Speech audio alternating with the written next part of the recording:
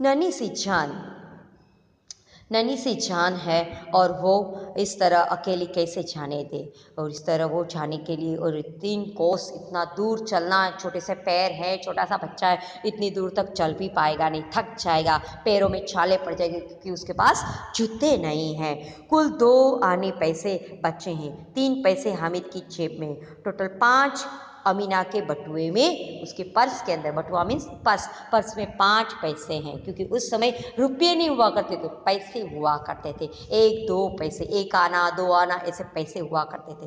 तो उसके पास 5 पैसे थे।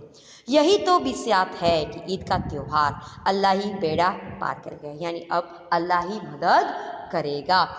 हामिद भीतर जाकर दादी से कहता है, तुम डरो नहीं अम्मा, मैं सबसे पहले आ जाऊंगा। यानी वो दादी से कहता है, माँ दादी मुझे जाने दो, मैं सबसे पहले लौट कर वापस आ जाऊंगा।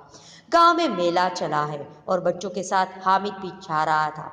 कभी दौड़कर आगे निकल जाता, फिर किसी के पेड़ के नीचे खड़े होकर साथ वालों का इंतजार करता रहता था। हामिद के पैरों में जैसे पर लग गए, यानी पंख आ गए हो, उसको जल्दी से जल्दी मेले में जाना है, दादी के लिए चीजें खरीदना है। इसी के कारण उसको थकान भी महसूस होती नहीं थी। कभी थक भी जाता था लेकिन थकान नजर आती, उसके चेहरे पर नजर आती नहीं थी।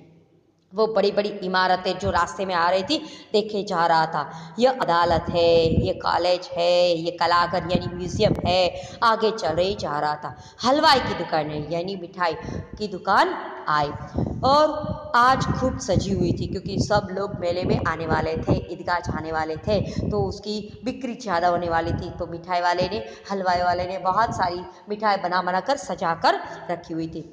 इतनी मिठाई कौन खाता है, देखो ना कैसी दुकान को मनो भरी है। उस दुकान के अंदर ठुस ठुस कर चारों ओर मिठाई मिठाई नजर आ रही, इस तरह उसने रखी थी। सास ईदगाह पर नजर आई, इमली के घने पेड़ की छाया है, यानी दूर चलते ही चलते चलते भी थोड़ी दूर उसको अचानक ईदगाह यानी मस्जिद नजर आई। एक इमली का पेड़, उसकी घनी छांव यानी बहुत बड़ा वृक्ष था, उसकी ठंडी छांव भी नीचे खड़ा हो गया। नीचे पक्का फर्श था, यानी उसकी फर्श थी वो कच्ची नहीं थी, पक्की थी, और लाल छाछी उस पर बिछी हुई थी। रोजेदारी की पंक्तियां एक के पीछे एक न जाने कहाँ तक चल गई, यानी जो रोजा छोड़ने वाले थे, ईदगाह में आने वाले थे, बंदगी करने वाले जो बंदे थे, सभी लोग लाइन में एक के बाद एक के पीछे एक क्यू की तरह सभी बैठ के खड़े हो गए और लंबी लाइन लग गई।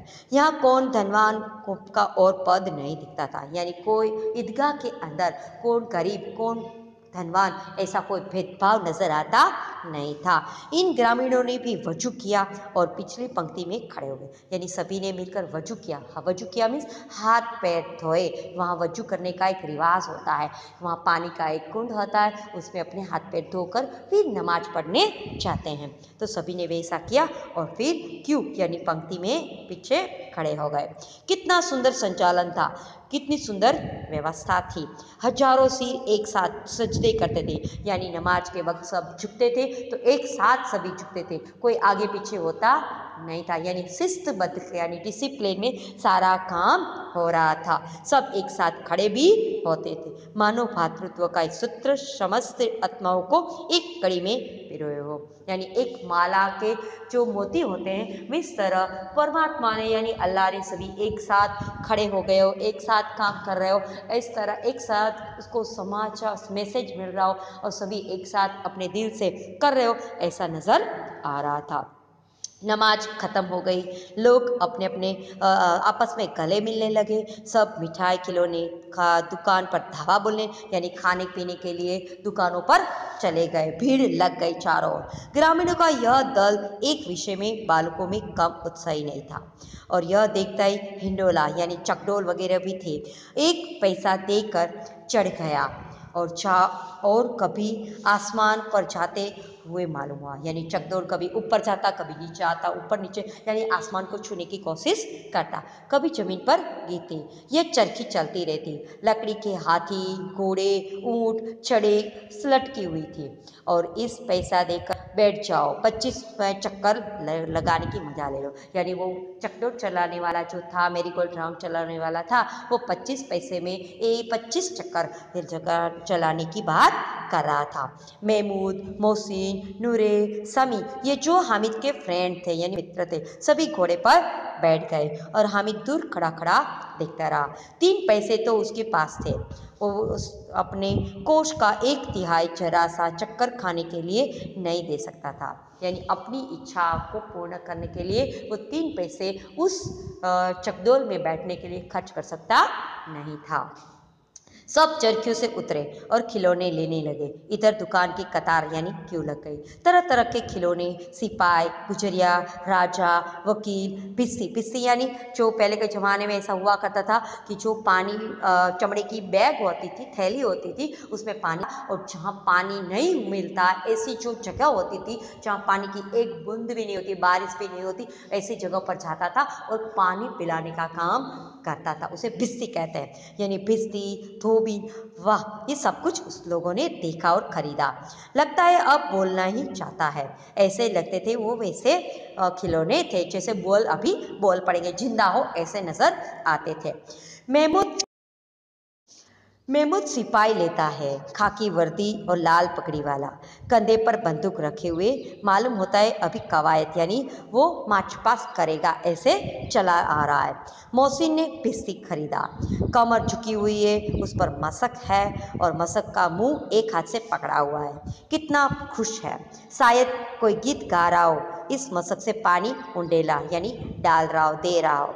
नूरी ने वकील से प्रेम है, उसने काला चोगा यानी एक कुर्ता पहना हुआ है और नीचे सफ़ेद अचकन यानी जभा पहना हुआ है। अचकन मीन्स जभा, ओके। तो इस तरह वकील का ड्रेस होता है, वैसा वकील उसने खरीदा, जिसकी जेब में घड़ी है, सुनहरी जंजीर है यानी, और उसके हाथ में कानून का एक पोथा यानी एक किताब है। मालूम होता है अभी किसी अदालत में, कोर्ट में जाएगा, जीरा और ये बहस यानी वो अपनी दलील पेश करेगा। अब ये सब 2-2 पैसों के खिलौने हैं। हामिद के पास कुल 3 पैसे हैं। इतने महंगे खिलौने खरीद कैसे सकता है।